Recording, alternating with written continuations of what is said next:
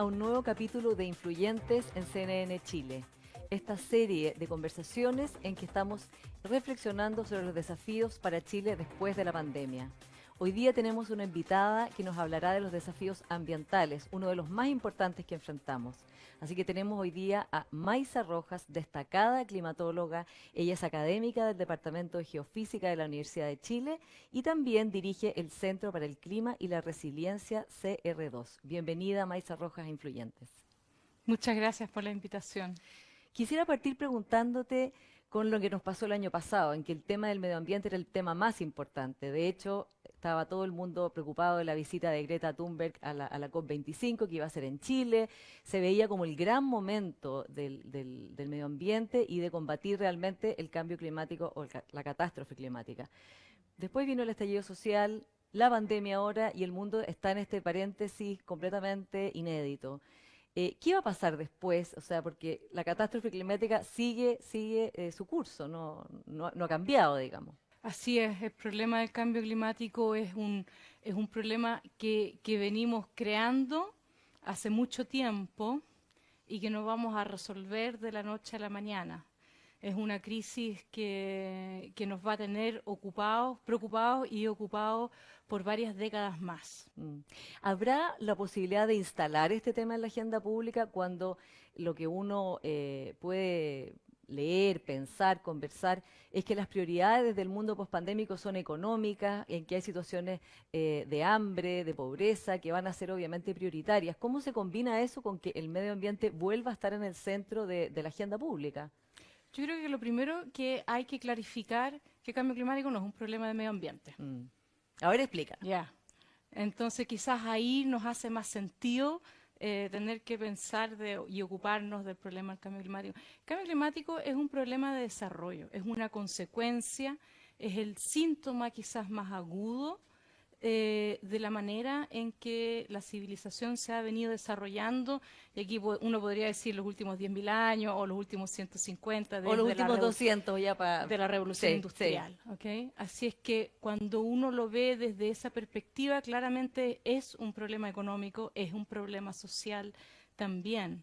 Se manifiesta de manera más aguda en este calentamiento, pero en el fondo está siendo producido por todas estas otras crisis que estamos viendo. Sumémosle la crisis de biodiversidad.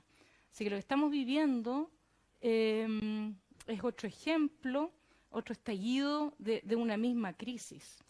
Maisa, hay mucho debate también hoy de hacer un cambio en el sistema económico, no un cambio radical, aunque algunos sí lo quisieran, pero en general hay cierto consenso en buscar una nueva manera de producir, una nueva manera de consumir que sea distinta, ¿no? ¿Tú crees que eso es posible ahora? Sobre todo desde tus roles, has tenido roles públicos muy importantes como coordinadora de un comité muy esencial para la COP25. Entonces, te lo pregunto, ¿tú crees que es ingenuo, utópico pensar que realmente puede impulsarse una agenda verde hoy día en Chile? Yo creo que es absolutamente necesario, absolutamente necesario. Em, la pandemia nos ha dejado hartas, nos está dejando muchas enseñanzas que nosotros desde el mundo del cambio climático ya las teníamos, pero ahora como nos ha afectado a todos de una manera tan nítida, o sea, en este momento ya nadie puede decir de que no ha sufrido las consecuencias, ¿verdad? Un mundo interconectado, Ujú. ¿sí? La pandemia nos muestra lo interconectado que estamos. La necesidad de la ciencia, pero no de una ciencia, de una mirada, también una mirada muy multidimensional. Al principio quizás pensábamos de que esto iba a ser tema de epidemiólogos, de expertos en salud pública, y rápidamente nos estamos dando cuenta que necesitamos al economista, a los psiquiatras. Claro. O sea, Al saber científico y al método científico, ¿no? y una conversación con una diversidad de miradas. Yo creo que eso también es la otra gran enseñanza que nos está dejando. Todo esto desde cambio climático lo sabemos hace rato. ¿Cómo somos? Parece que no somos tan buenos en evaluar el riesgo. Otro tema, cambio climático es un multiplicador de riesgo, eso es lo que es y por lo tanto también requiere esta mirada integral de mirarlo. Eh, entonces, las soluciones no van a poder ser las mismas soluciones pensadas de la manera en que creamos el problema. Y por lo tanto yo diría de que no solamente puede sonar utópico hacer un cambio profundo, sino que va a ser absolutamente necesario para poder seguir enfrentando estas crisis de una manera con resiliencia, ¿verdad? Que esta capacidad de poder justamente enfrentar crisis. Sí. La gran primatóloga Jane Goodall dice que esta crisis del coronavirus pasa directamente por la relación, la mala relación que tenemos con la naturaleza y con los animales, cómo los vamos sacando de su hábitat, cómo los vamos empujando a lugares, en el fondo, donde se van mezclando y estos virus van entonces pasando a los humanos. Otros científicos no están tan de acuerdo con que sea, digamos, culpa de la manera como el hombre se relaciona con la naturaleza, que esté a la base de lo que ha pasado con el coronavirus. ¿Qué piensas tú? Yo creo que sí, porque también está a la base de lo que pasa con el cambio climático. La biodiversidad, yo no soy bióloga o ecóloga, pero la biodiversidad está siendo amenazada por el ser humano directamente y también indirectamente a través del cambio climático que estamos provocando nosotros, así que la estamos como acorralando por todos lados. Así que mi opinión es que sí. Con todo lo que ha pasado ahora en el mundo, ¿tú crees que va a haber voluntad del mundo político global de tomar las medidas que no han tomado? Y te lo pregunto porque parte del, comillas, fracaso de la COP25 que finalmente tuvo que ser en España fue que sin Estados Unidos, sin China, arriba de cualquier acuerdo, es imposible realmente solucionar o intentar mitigar el efecto del cambio climático. Entonces, y estos líderes, digamos, el liderazgo de Donald Trump claramente ha sido un liderazgo que nadie podría calificar de responsable frente a lo que ha pasado con el coronavirus. Y China también, digamos, ha manejado de otra manera, pero no hay transparencia respecto de mucha información clave para entender y para poder evaluar bien cómo ha manejado la pandemia. ¿Tú crees que es posible, ya que todo el mundo ha tenido que parar o semi-paralizarse con enormes costos económicos, que los liderazgos globales más pesados sean capaces de cambiar el curso de sus decisiones, que es lo clave, ¿no? Bueno, aquí todo va a ser clave. No nos podemos hacer los tontos y decir de que lo que pasa en Estados Unidos no sea relevante. Yo diría que esperemos a noviembre y esperemos que ellos solucionen sus problemas y va a ser obviamente que crítico para poder avanzar de manera global. Ese es de hecho la gran dificultad, ¿verdad? Hay muchos problemas que uno puede resolver como solo. Una ciudad puede resolver su problema de contaminación local más o menos solo con un plan de descontaminación. El problema de estos problemas de estos problemas tan complejos para el mundo entero es que necesitamos a cada uno a bordo. Y es exactamente lo mismo que nos pasa con el coronavirus también, ¿verdad? No sirve que tú o yo hagamos cuarentena, nos quedemos en la casa, mientras hay un montón de otras personas en Santiago que tienen o que deben salir a la calle y estuvimos en una situación hace poco tiempo muy crítica y que ahora estamos viendo por fin que vamos a salir, ¿verdad? Yo creo que no nos podemos dejar con los brazos cruzados pensando de que porque los grandes no están, nosotros nos vamos a seguir. Vamos a tener que seguir trabajando por convencer y por tener las voluntades de no solamente los gobiernos, sino también del sector, de las ciudades, de los empresarios, de los gobiernos regionales, municipales, de la academia, de todo el mundo, en realidad.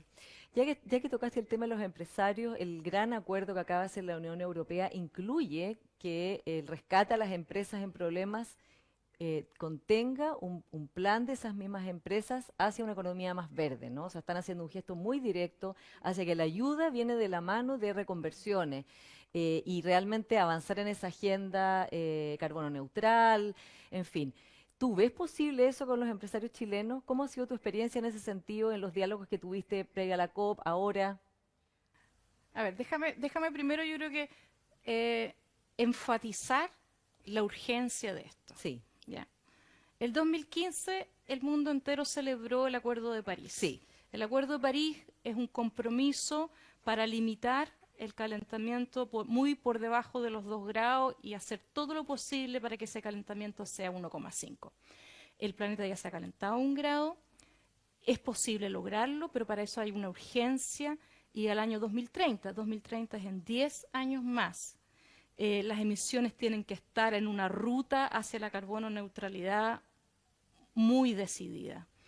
Fíjate que esta pandemia nos da la oportunidad de acelerar ese cambio, ese cambio de rumbo. Y por lo tanto, no es una exageración cuando yo digo que las decisiones que vamos a tomar para salir de la crisis económica post-pandemia, las que se están tomando en estos meses, esas decisiones van a ser críticas para poder llegar al Acuerdo de París. Esta es la última oportunidad que tenemos. Y esto lo vamos a tener que hacer entre todos y lo vamos a tener que hacer con los empresarios. Yo diría que el año pasado hubo hartos avances. Tú lo mencionaste, hablamos mucho de cambio climático el año pasado y también hablamos con el sector privado. Y yo diría que hay una conciencia mucho más clara del rol que ellos deben jugar y yo diría que la gran mayoría así lo entiende. Ahora, sí. La palabra verde sí. Está apareciendo por todos lados. Sí. Ahora, claro, cuando uno lo lee bien, hay que ajustar un poco. Claro, todavía, que no sea marketing, digamos que sea realmente conversión hacia energía, sí.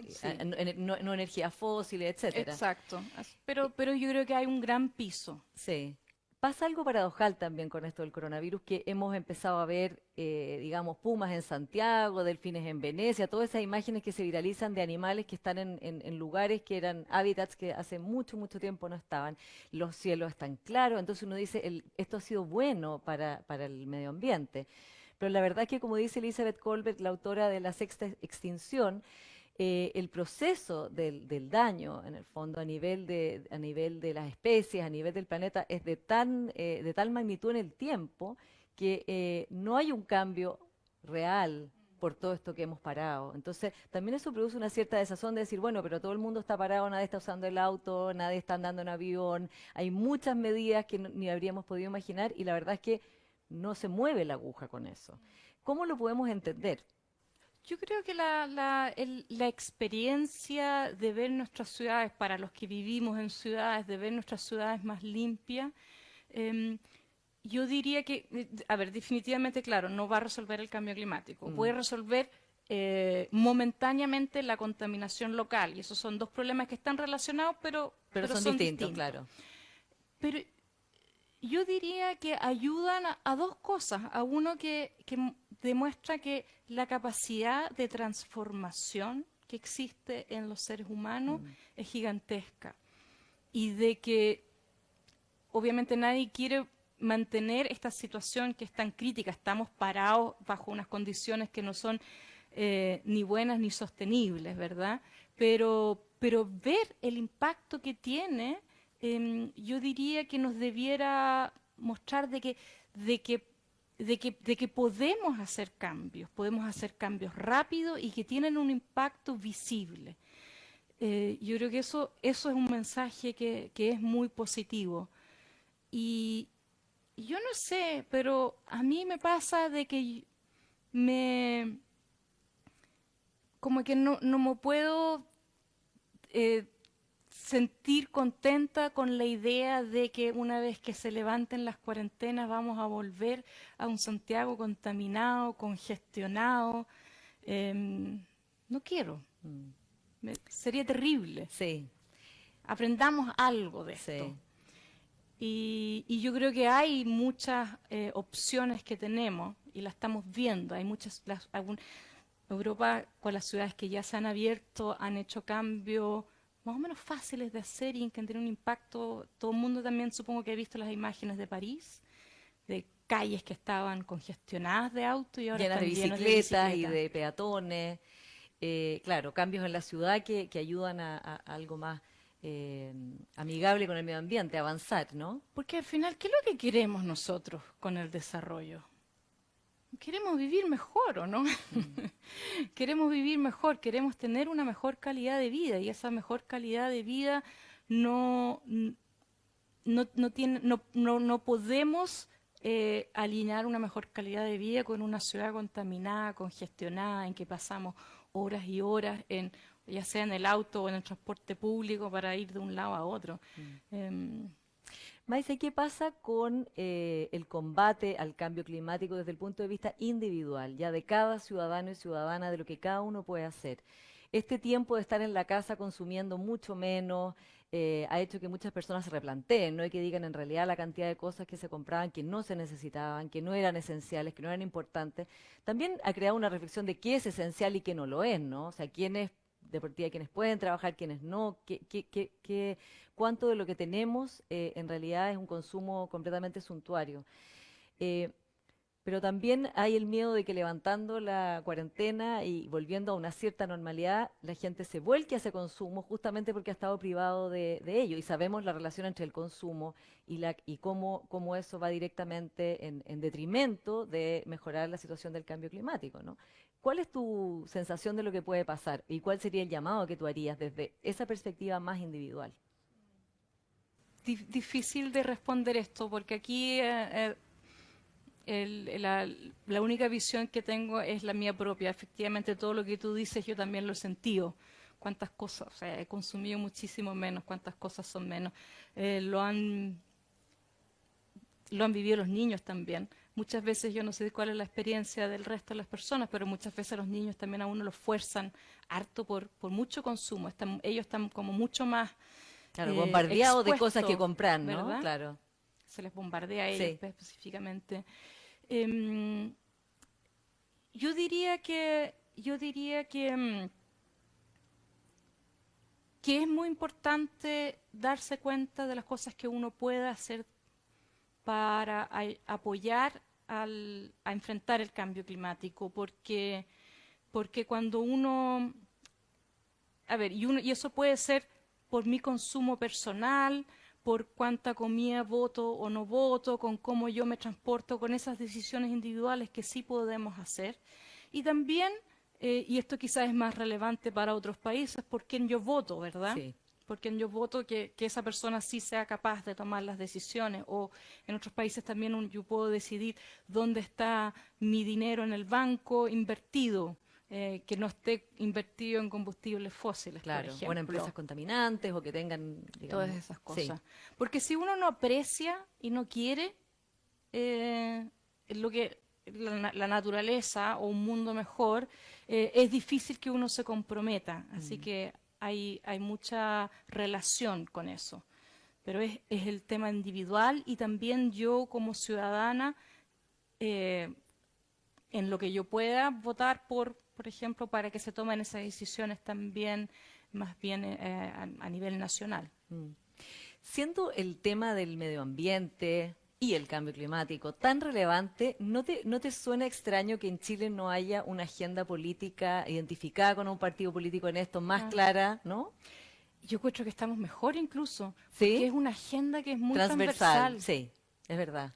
Em, yo diría, y eso se vio muy claramente el año pasado con la COP, es probablemente de los pocos temas en que muy transversalmente en Chile hay acuerdo. Y adhesión, sí.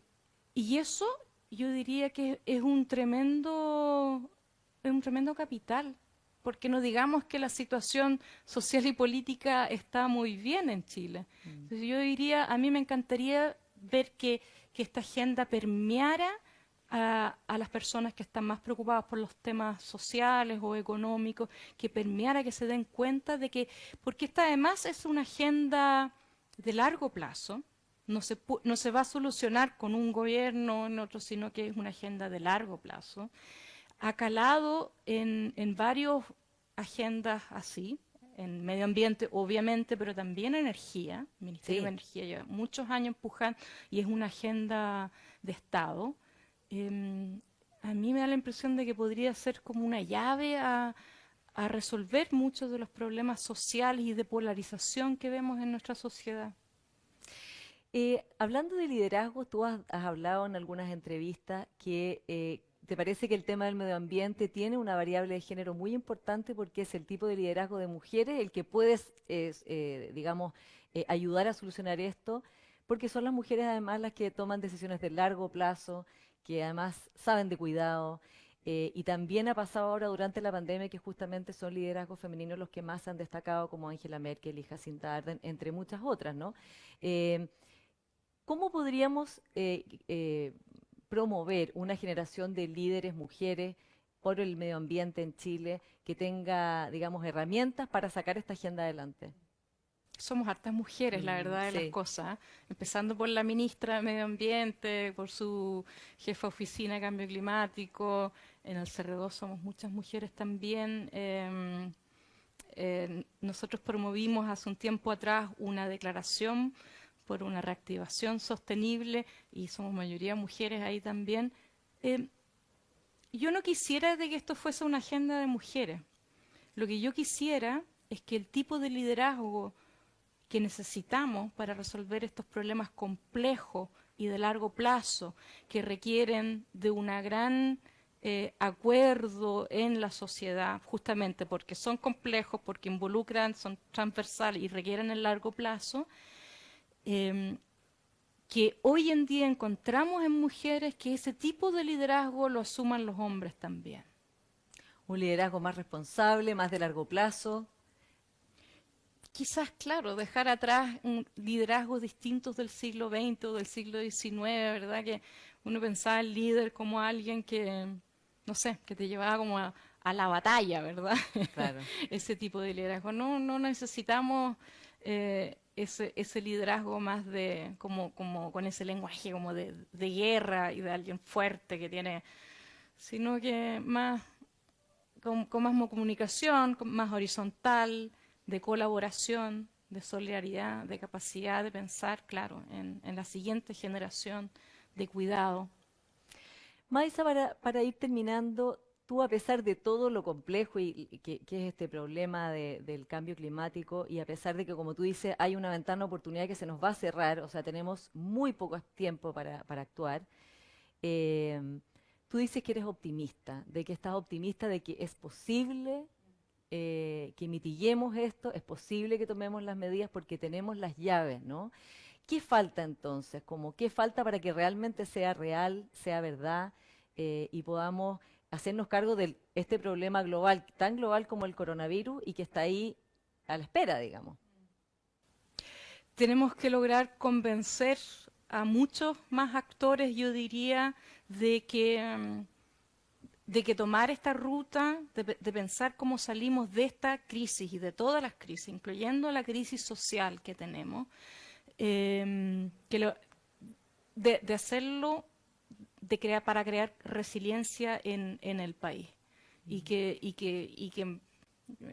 perdón, de que como que abracen esa idea y que sientan de que esa es la manera correcta de hacerlo. Y yo creo que lo tenemos. Yo creo que lo tenemos. Necesitamos que el ministro de Hacienda la abrace fuertemente, pero él es Más de lo que le está abrazando ahora, más porque en que la que realidad la ahora está. no es una prioridad, ¿no? No es una No. prioridad, él yo creo que es sensible al tema, él lo entiende, él lidera la coalición de ministros de Hacienda por el cambio climático y yo creo que la entiende bien. De repente ayudémoslos a que logre salir un poquito de la Y que lo recuerde, vorágine, sí. de la vorágine que yo sé que debe ser muy terrible del día a día, de resolver los problemas, pero si uno sabe para dónde va en el largo plazo, se hace más fácil también resolver la urgencia. Maisa Rojas, muchas gracias por haber estado hoy día en Influyentes. Gracias a ustedes por la invitación. Y ustedes espérennos, ya volvemos en Influyentes por CNN Chile y todas sus plataformas. Y nuestro siguiente invitado es el arquitecto Alejandro.